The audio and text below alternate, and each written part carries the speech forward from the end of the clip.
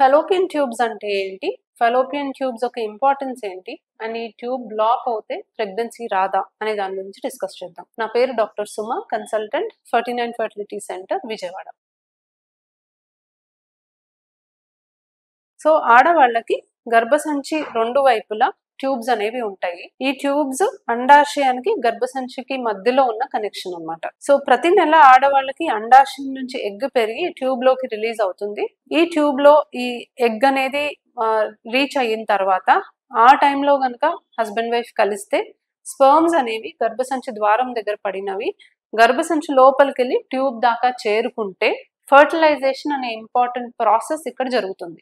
So tube అనేది pregnancy రావడానికి చాలా ఇంపార్టెంట్ స్ట్రక్చర్. ఎందుకంటే ఎగ్ అండ్ స్పర్మ్ కలిసేది ట్యూబ్ లో. సో ఫర్టిలైజేషన్ అనే ఇంపార్టెంట్ ప్రాసెస్ అనేది మనకు ట్యూబ్ లో జరుగుతుంది కాబట్టి ఎంబ్రియో ఫామ్ అయ్యి ప్రెగ్నెన్సీ రావడానికి ఖచ్చితంగా ఈ ట్యూబ్స్ అనేవి ఓపెన్ ఉండాలి, హెల్దీగా ఉండాలి. ఏదన్నా కారణం వల్ల ఈ ట్యూబ్ కనుక బ్లాక్ అవుతే, ఒకవేళ రెండు ట్యూబ్స్ బ్లాక్ అవుతే మాత్రం ఇంకా ఎగ్ అండ్ స్పర్మ్ కలవడానికి అవకాశం ఉండదు, వీళ్ళకి న్యాచురల్ గా ప్రెగ్నెన్సీ వచ్చే అవకాశం ఉండదు. కాబట్టి వీళ్ళకి టెస్ట్ ట్యూబ్ బేబీ సజెస్ట్ చేస్తాం. బట్ ఒక ట్యూబ్ ఓపెన్ ఉంది, ఒకటి బ్లాక్ ఉంది అంటే వీళ్ళకి స్టిల్ ప్రెగ్నెన్సీ న్యాచురల్ గా వచ్చే అవకాశం ఉంది. కాకపోతే ఎటువైపు అయితే ట్యూబ్ తెరుస్తుందో అటువైపు అండాశయం నుంచి ఎగ్ రిలీజ్ అయిన మంత్ లోనే వీళ్ళకి అవకాశం ఉంటుంది.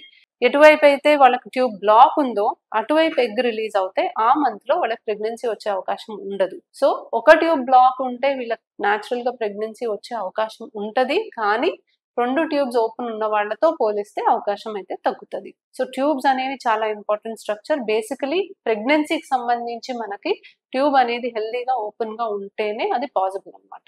సో ఈ ట్యూబ్ ఎందుకు బ్లాక్ అవుతుంది అనే దానికి వస్తే, ఎక్కువ శాతం ట్యూబ్స్ ఇన్ఫెక్షన్స్ వల్ల బ్లాక్ అవుతాయి. ఇన్ఫెక్షన్స్ అనేవి కింద నుంచి పాకిన ఇన్ఫెక్షన్స్ ఎక్కువ ఉంటాయి. సో హస్బెండ్ వైఫ్ కలిసినప్పుడు ఒకళ్ళ నుంచి ఒకళ్ళకి ఇన్ఫెక్షన్స్ వచ్చి గర్భసంచిలో నుంచి ట్యూబ్స్ లోకి కూడా ఇన్ఫెక్షన్స్ పాకి బ్లాక్ అవటం ఎక్కువ కామన్ గా చూస్తూ ఉంటాం.